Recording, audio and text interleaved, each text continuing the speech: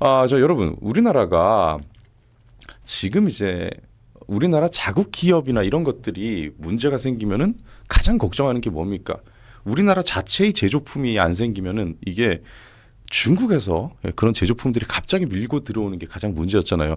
그래서 이 생리대 문제가 앞서 터졌을 때 굉장히 지금 어이가 없었죠. 그리고 여성들이 민주당을 지지하는 여성들이 정말 많다는 걸 알고 있습니다. 특히나 젊은 여성들.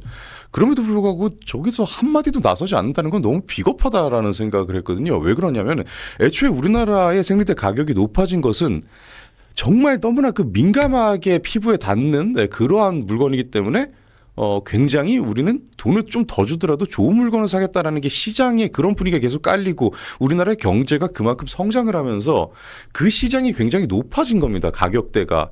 그래서 애초에 저가형을 팔면 팔리지가 않고 그래서 서로 이제 경쟁하죠. 내 몸은 소중하니까라고 아예 그냥 광고해서 그런 방향으로 가면서 점점 더 좋아진 건데 그래서 막 완전히 그냥 아기용품보다도 더 이제 좋은 원료를 쓰고 그렇게 하다 보니까 가격대가 높아졌어요. 다만 그러다 보니까 저가형 상품이 없어져 가지고 여기에 대해서는 시장 원리상 저가형 상품이 뭐 이루어지지 않고 있고 그럼 정부가 여기에 대해서 보조를 해주는 방식으로 그런 식으로 이루어지고 있었던 건데 이 유일한 경기도지사 업적이 계곡 평상 그 철거한거밖에 없는 단속밖에 없고 정책이 없던 사람이라서 그런지 몰라도 대통령이 돼서 국정 운영을 해도 여전히 단속식으로 국정을 운영하죠.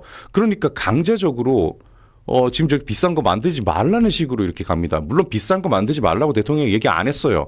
저가형 같은 거 왜 없냐고 해서 꾸짖었습니다. 그러다 보니까 부랴부랴 지금 마진이 안 남는 손해를 보는 장사를 하면서 지금 PB 상품 저가형 상품을 내놨죠. 쿠팡에서 내놨죠. 그것도. 근데 뭐 유한킴벌리나 이런 데 이제 업계 1위를 차지하고 있는 그런 기업들은 겨냥을 한 겁니다. 그때 우려를 했던 게 뭐예요? 만약에 저렇게 해서 유한킴벌리가 저런 식으로 시장 점유율을 뺏기고 나면은 그 자리를 대체할 게 나머지 그 2, 3위로 있던 그 뒤에 우리 기업일까 아니면은 물량으로 밀고 들어오는 중국 기업일까였잖아요. 예, 제가 앞에 서두를 길게도 깔았는데요. 이런 문제가 생길 수 있을 것 같습니다. 지금 유럽에서는 사망자가 생겼어요. 자, 들어가 보겠습니다.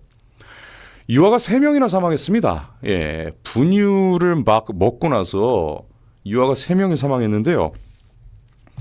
그 원료가 중국산으로 밝혀졌습니다. 이유는 초비상입니다. 검역을 강화해야 된다. 예. 자, 지난해 말과 올해 초에 유럽에서 아기 3명을 숨지게 만든 분유 오염 사태. 야, 이게 참 정말 아니 이게 뭐 독극물이 들어있나? 어떻게 분유가 오염돼가지고 아이들이 사망까지 가지 이런 생각을 했는데 여기 보니까 이게 독소가 이 원료에 이제 들어 있었다고 하더라고요. 그리고 그 아기들이 여기에 이제 이 분유는 하루에도 진짜 그냥 하루 종일 먹잖아요. 애기들이 특히나 위통도 작아가지고 개월수가 적은 아기일수록 이 먹는 횟수가 점점 더 많습니다. 가면 갈수록 위통이 늘어나니까 이 횟수가 줄어드는데 어찌됐건 간에 섭취량이 바뀌는 건 아니에요. 점점 늘어나죠. 하루에 어마어마하게 막 먹으니까 이 미량의 독소를 할지라도 이게 누적이 돼가지고 결국 아기들을 숨지게 만드는 그런 일까지 벌어졌습니다.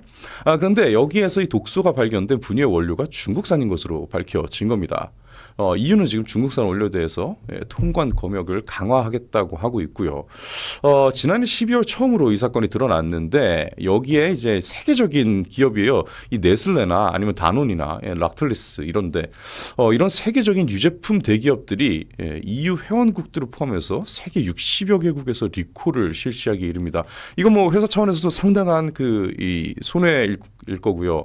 일단은 소비자들이 굉장히 큰 피해를 입었잖아요. 게다가 실제적으로 이제 유아들이 사망을 하기도 했으니까 이 사망한 유아 3명이 모두 프랑스에서 리콜된 분유를 섭취한 것으로 나타났다고 하는데 그래서 프랑스 농업부가 원료 추적 조사를 한 거예요. 그러다가 중국 업체를 지목을 하게 된 겁니다.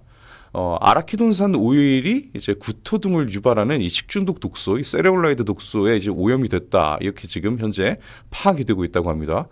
이게 집단 식중독의 주요 원인으로 원인 이 독소로 좀 꼽히기도 한다고 하는데요. 일단은 이 중국 업체 이름이 이 프랑스의 농림부 당국이 공표는 안 했는데 이게 지금 다 알려졌대요. 카비오 바이오테크라는 업체로 다 알려졌다고 합니다.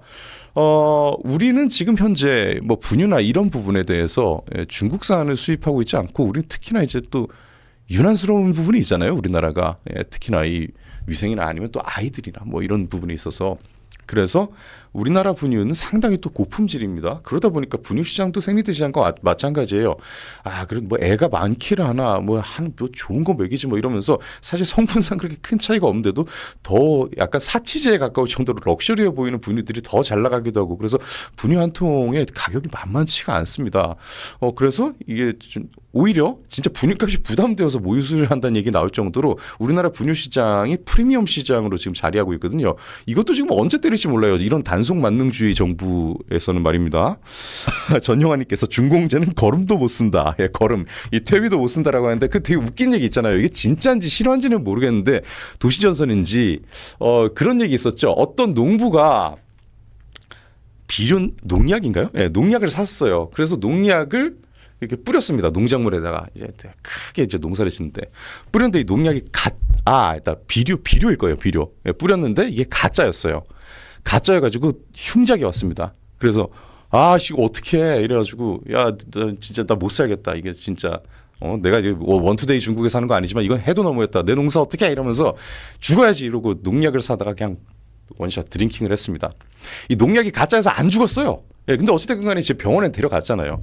병원에 가가지고 위세척도 하고 이제 약도 맞고 수액도 맞고 하는데 죽었습니다. 수액이 가짜였습니다. 예, 그래서 중국에서 이제 가짜가 여러 개 겹치니까 죽으려던 타이밍에 못 죽고 살려던 타이밍에 죽게 되고 이러한 웃지 못할 이런 일이 진짜인지 아니면은 뭐 이렇게 이야기로 이렇게 전해지는 건지 모르겠는데 이런 이야기가 있죠. 네, 빛나다님께서 아기가 사망한다. 중국산 먹이면 안 된다. 이렇게 얘기해 주시는데 참 다행이긴 한데 아직까지는 우리나라 중국산 분유를 막 이렇게 수입하고 그러진 않는데 이제부터 어떻게 될지 몰라요, 진짜. 아까 생리대 얘기도 저희가 말씀드렸지만 진짜 어떻게 될지 모릅니다. 스스로가 지켜야 되는 자기 가족을 스스로 지켜야 되는 정부나 이 국가의 시스템을 믿지 못하는 그런 세상이 올 것 같습니다.